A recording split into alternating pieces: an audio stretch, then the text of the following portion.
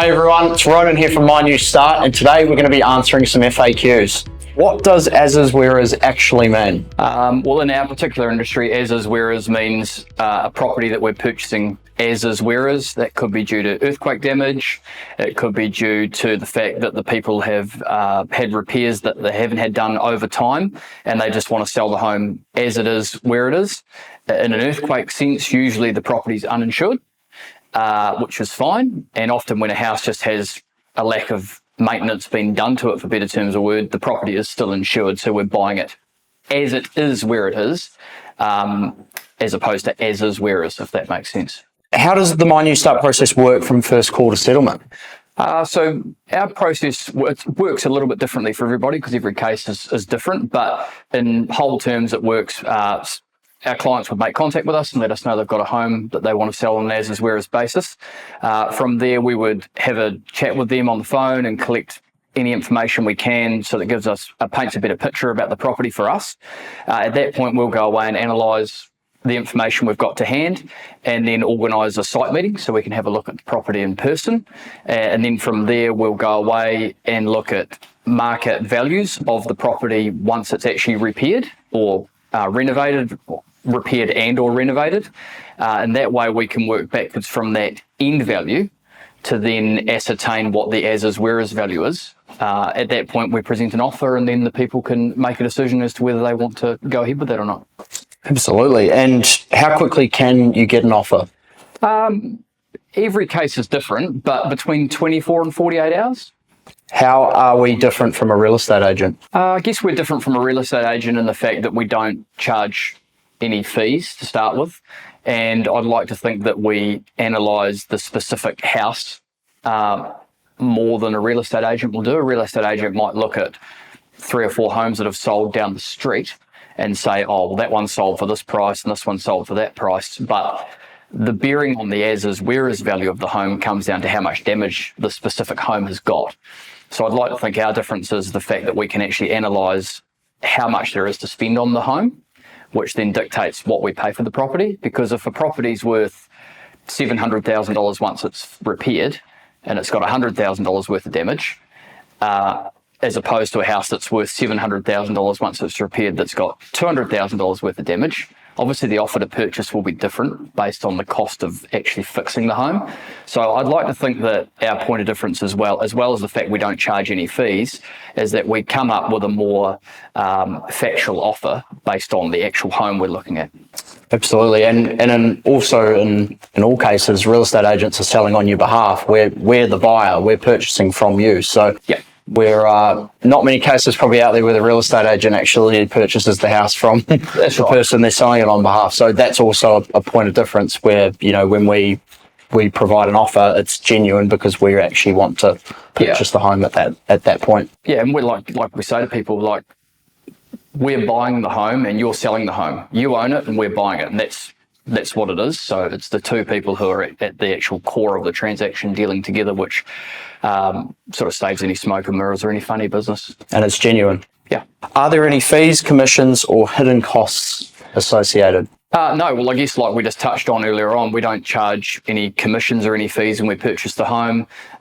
In fact, quite the opposite. We pay for our clients' legal fees. So, for example, if we offered you $500,000 for your home, on the settlement date, they would receive the $500,000, because usually you'd get $500,000 and the lawyers would take their fees out of it, and then you'd receive the balance. So we pride ourselves on making sure that the price we come to agreement on is the price that the client actually gets on the day. Absolutely. Am I liable for anything after selling my house as is where is? No, you're not. No, when you sell as is where is, if the contract is being put together correctly, which all of ours are, it takes any risk or any warranties away from the previous owner. So we're buying the home as it is where it is, and the day you hand the keys over, that's it. There's no comebacks at all. Any risk or problems involved, we assume that once we take over ownership of the property? That's correct, yeah. Can I choose my own settlement date? Yes, you can. Yeah, we're completely flexible around settlement dates. We have, as you know, Ronan, so many different requirements from our customers. They could want us to settle in 2 weeks' time because they're ready. They could be building a new home, so they actually want a year before we settle with them.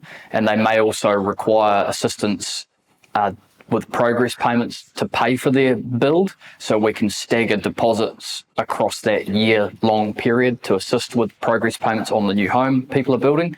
And some people just want some time to be able to find the next property to move to, which is also fine. So the answer to the question is the settlement date is what suits the customer, and we can be completely flexible around that. Do I need a lawyer to sell my property as is where is? Yeah, we recommend that everybody uses a lawyer to obtain legal advice for the first part of it, but also the lawyer needs to change the title, which is the legal ownership, across from the vendor or the owner's name into our name or into whoever's name they're selling it to. So even you personally, if you're completely understanding of the contract you're entering into, you still will need a lawyer in order to be able to change the title across and things like that? I think so. It's the biggest transaction people will make in their lives, so I think having a lawyer to cross the T's and dot the I's, it makes sense. And at the end of the day, the people we're dealing with, we're actually paying for their legal costs anyway, so I don't really sort of understand why you wouldn't. And if someone's advising you not to get legal advice, that's probably a little bit of a red flag, I would have thought. And what happens at the property assessment when we turn up on site to view the property? Yeah, well, obviously, like I said earlier in the discussion, when we come to site to do the assessment, we've already spoken to the client either via email or via phone, and we've collected as much information as we can to paint a picture of the property for ourselves.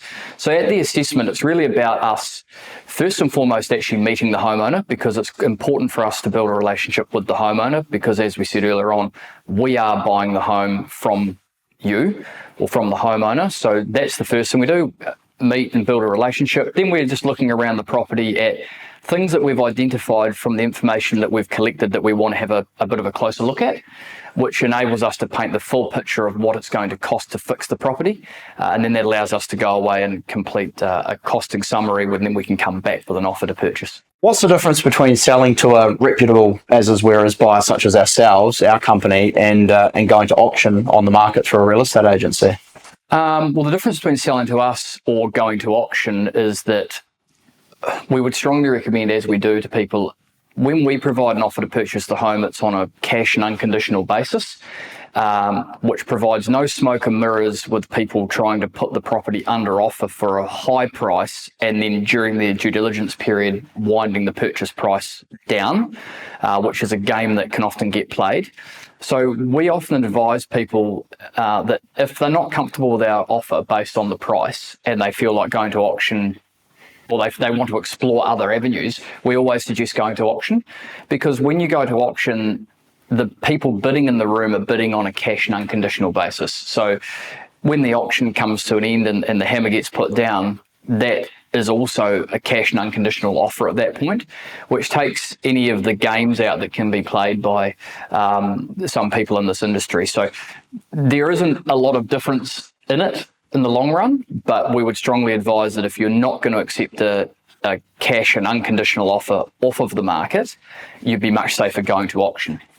Absolutely. And I think another point that people sometimes don't realise when you go to auction is, obviously with us, we always work with the vendor or the client to be flexible around settlement and give everyone involved as much time as they need. There's no pressure. Yep. Obviously, when you go to auction, the settlement date can be set pretty quickly after that auction, and then that can not leave you with a lot of time in some cases to then have to figure out your next move. Yeah, that's right. So yeah, there's pros and cons to either option, but I mean primarily, we've brought over 450 of these properties, and many of the people we've brought them from have explored either going to auction or selling with us. So I think it's a 50-50 call, but certainly the flexibility around the settlement date, the transparency we provide when we actually present our offer to purchase shows what we believe the house is worth once it's fixed, lesser cost for us to do the work, less our margin. We don't try and hide that. We're very transparent with it. So I feel like our offers are more consistent than a real estate agent coming through and telling you that this house down the road sold for 500 and this one sold for 300. So yours is probably worth 400 in the middle without really quantifying that. So, yeah. Thanks for watching, everyone. If we didn't answer some of your questions in this video, be sure to watch the next video where we're going to answer some more of your FAQs.